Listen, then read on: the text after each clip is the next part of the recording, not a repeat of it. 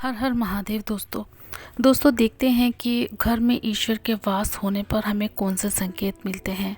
यूँ तो अध्यात्म और पुराण में ये कहा गया है कि ईश्वर का वास का केवल एक ही प्रभाव मनुष्य पर देखने को मिलता है कि उसका पूजा किए बिना मन नहीं लगता है।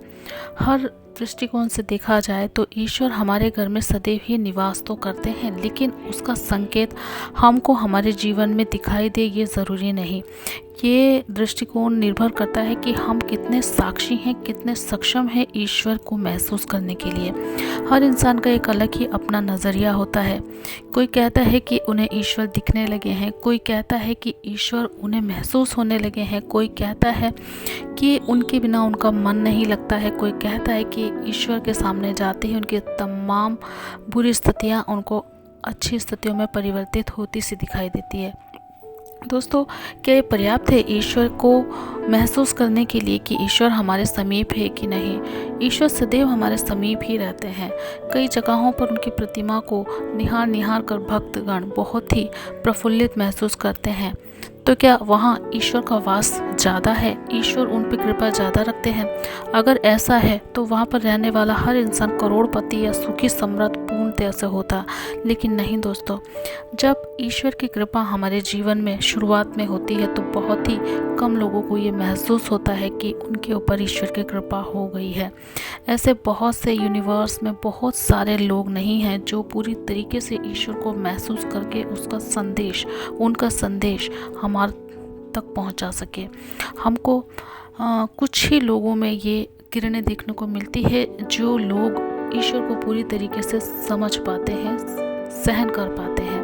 पहली बात तो ईश्वर को सहन करना बहुत आसान है, बहुत आसान। ईश्वर इतने हल्के हैं जितनी हमारी स्वयं की आत्मा होती है।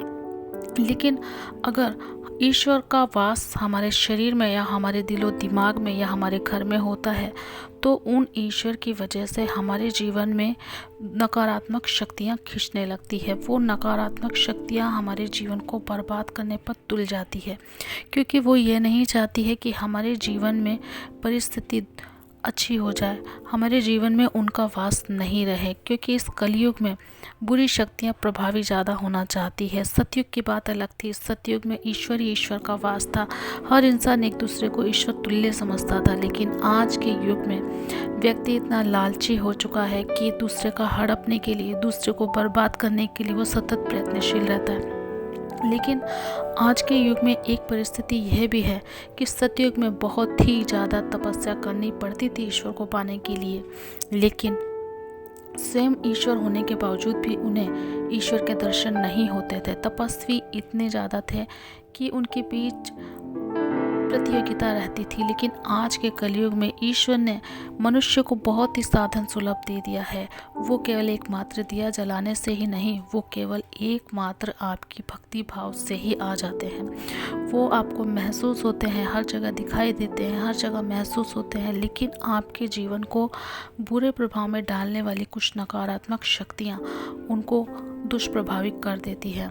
मतलब कि लोग ये समझते हैं कि ईश्वर के आने से उनके जीवन में नकारात्मकता आ गई है। जी हाँ, कुछ हद तक ये बात सच भी है कि बुरी शक्तियाँ आपके जीवन को प्रभावित करने लगती है, यानी कि दुष्प्रभावित करने लगती है। जब अच्छी शक्तियाँ या देवत्व वाली शक्तियाँ या देव आत्माएँ हमारे घर में आती हैं या उपस्थित होती हैं या हमारे जीवन में उपस्थित होती हैं, तो वो दुष्प्रभावित करने वाली शक्तियाँ या दुष्शक्तियाँ हमारे जीवन से कैसे दूर जा सकती है।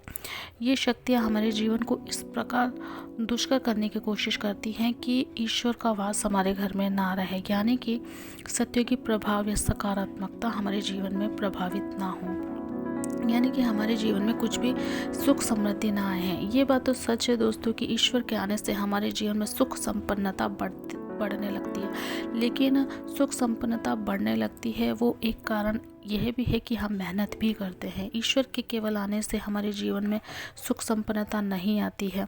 हम जितना भी प्रयास कर लें, हमको सुख संपन्नता हमारी मेहनत के अकॉर्डिंग ही ईश्वर देते हैं। ईश्वर का रोल केवल इतना सा है कि ईश्वर हमें भूखा नहीं सोने देते और ना ही भूखा उठने देते हैं। यानी कि अध्यात्म की प्यास हमको कभी भूखे नहीं रहने देती है। सुबह उठते ही हमें ईश्वर की ऐसी ललक लगती है कि हम ईश्वर को पाने की होड़ में लग जाते हैं। पूजा पाठ नित्य क्रम करके हम बहुत अच्छे तरीके से निभाने की कोशिश करते हैं। दोस्तों, हर कोई ईश्वर की सुकृपा यानी कि उनसे सद्गति पाना चाहता है, लेकिन सद्गति का मतलब हर इंसान के अपने अपने अलग अलग होते हैं। सद्गति का मतलब कोई सुख समृद्धि पाना समझता है, कोई केवल कल्याण मात्र से ही सुखी हो जाता है यानी कि खुश हो जाता है। ईश्वर की इच्छित प्रार्थनाओं में सबसे बड़ी प्रार्थना ये होती है कि इंसान के पास में धन की प्राप्ति हो। धन की प्राप्ति यानी कि धन के बिना इंसान का कोई कार्य नहीं होता है। इस कलयुग में धन के बिना कोई भी चीज़ सुलभ नहीं होती है, सुलभता से हम पा नहीं सकते हैं। हम अपने जीवन में जितनी भी परिस्थितियों के बीच से गुजरते हैं, उनमें सभी चीज़ों के लिए हमको धन की आवश्यकता पहले पड़ती है। धन के बिना अगर कोई सुखी हो जाए तो ये कह सकते हैं कि वह इंसान सद्गुणी होता है। सद्गुणी मतलब कि बहुत ही पुराने ज़माने का जो भी व्यक्ति जो बिल्कुल पूरी तरीके से संतुष्टि में जीवन को व्यतीत करता था, वही व्यक्ति धन के बिना खुश रह सकता है। लेकिन आज के ज़माने में, इस कलयुग में, उतना सद्गुणी होना बहुत दुर्लभ है। बहुत कम लोगों में ये स्थितियाँ पाई जाती है, जो कि बहुत यूनिवर्स के बहुत गिने चुने लोग होते हैं, जो न जाने कहाँ अनंत काल से तपस्या में लीन है, अनंत काल से यूनिवर्स पृथ्वी को बचाने के लिए सतत प्रयत्नशील है। उनकी ऊर्जा इतनी प्रभावित रूप से लोगों को प्रभावित कर सकती है, लेकिन उन लोगों को भी संदेह की दृष्टि से देखा जाता है। हम लोग देखते हैं कि हमारे घर के आसपास अगर कोई तपस्वी दिए लेकर के हाथ में आ जाता है तो हम उसको ढोंग समझते हैं। कोई आदमी आता है और हमसे भिक्षा मांगता है तो लोग ये सोच कर के उससे भगा देते हैं कि वो हमको कहीं ले जाएगा या घर में चोरी वगैरह कर लेगा। ये होता भी है कहीं कहीं, लेकिन हर इंसान को एक ही दृष्टि से देखना कहाँ तक उचित है। दोस्तों, घर में ईश्वर का वास होना ये संकेत है कि हम ऐसे इंसानों को पहचानने लगते हैं जो धोखेबाज है, जो दुराचारी है, जो घर में रह कर के हमारे साथ दुराचार करने की कोशिश करते हैं। कुछ लोग, हमारे घर परिवार के लोग ही हमको इतना नीचे गिरा देते हैं जिसकी तो कोई तुलना भी नहीं होती है। हम ये सोचते हैं कि वो अपना परिचित या अपना रिश्तेदार बहुत ही हमको प्यार करने वाला है, लेकिन उसका ढोंग हमें अच्छे से समझ में आ जाता है कि वो कितना ढोंगी है। कुछ लोग ऐसे इंसानों पर जिस पर ईश्वर की पूरी कृपा है, उस ईश्वर की कृपा को चुराने के लिए बहुत हद तक गिर जाते हैं। इतना गिर जाते हैं कि वो उसको आत्मदाह करने पर भी विवश कर देते हैं। लेकिन ईश्वर उनके समीप इतने होते हैं, अगर वह इंसान ईश्वर को कभी भी अविश्वास की दृष्टि से नहीं देखता, वो टूटता है मगर ईश्वर का साथ नहीं छोड़ता है, मगर वो अच्छाई का साथ नहीं छोड़ता है, भलाई का साथ नहीं छोड़ता है, तो ईश्वर भी उसका साथ नहीं छोड़ते हैं। दोस्तों, हमारे घर में ईश्वर का वास होने का मतलब केवल यह नहीं है कि हम धन की बाढ़ आ जाए। ईश्वर का साथ होने का मतलब यह है कि हम अपने आप में प्रफुल्लित और खुश महसूस करते हैं। अपने आप को ही नहीं, हमारे आसपास के लोगों को भी इसका आभास होता है कि हमारी एनर्जी हमारे ईश्वर के साथ की वजह से उनका भी भला होने लगा है। क्योंकि हम या ऐसे ईश्वर के संगी साथी जिनके घर में ईश्वर का वास होता है, उनके साथ में रहने वालों को भी वो ऊर्जा का एहसास होता है कि ईश्वर ने हमारी ज़बान पर मानो सरस्वती बैठा दी हो कि हम जिसका भी भला करना चाहें कर सकते हैं। ईश्वर ऐसे महत्वपूर्ण लोगों को उन गिने चुने लोगों में नहीं रखता है जो कि समाज कहलाता है। ऐसे लोग संसार को बहुत ही ज़्यादा अमूल्य ज्ञान और अमूल्य आशीर्वाद ईश्वर का दिलाते हैं। ऐसे लोगों का साथ हमारे जीवन को बहुत ही काबिल बना देता है।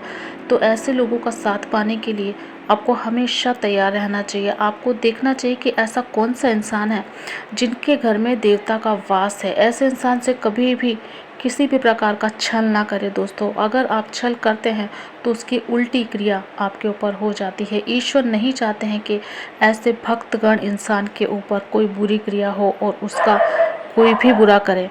इसलिए आप ऐसे इंसानों से हमेशा बना करके चलिए, उन्हें खुश रखिए, और यहाँ तक कि आप उन्हें अगर कोई अच्छी चीज़ें दान करते हैं, यानी कि उन्हें प्यार करते हैं, चाहे वो दान किसी भी रूप में हो, प्यार का दान हो, मिठाई का दान हो, कुछ भी, जो भी आप उन्हें दान करना चाहें उन्हें दे सकते हैं। उन्हें दे कर के आप अपने जीवन को बहुत सुदृढ़ और सकुशल रख सकते हैं, क्योंकि उनका एक आशीर्वाद भरा ममता का हाथ ही, जैसे माता रानी हम पे कृपा करती है, उस प्रकार वह इंसान भी आप पर ऐसी कृपा कर सकता है जो इंसान कोई और नहीं कर सकता है। तो ऐसे इंसानों के मुंह पर सरस्वती बैठना ये एक महत्वपूर्ण संकेत है। जब उनकी कही हुई बातें सिद्ध होने लगती है, जब उनकी कही हुई बातें सही होने लगती है, तो समझ लीजिए कि वो इंसान एक तपस्वी है। उसने अपने जीवन में किसी भी प्रकार का पाप नहीं किया है, ईश्वर की उस पर अनंत कृपा है। तो ऐसे इंसान को धोखा देना या फरेब देना बहुत ही अनुचित है। तो अपने आप ये पता चल जाता है कि वो इंसान एक देव रूपी स्व आत्मा है। तो उस आत्मा का आप सदा कल्याण कीजिए और आपका भी कल्याण निश्चित है।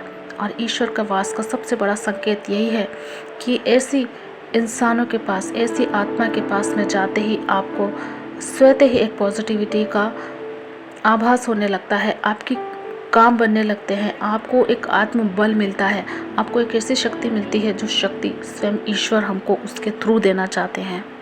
राधे राधे।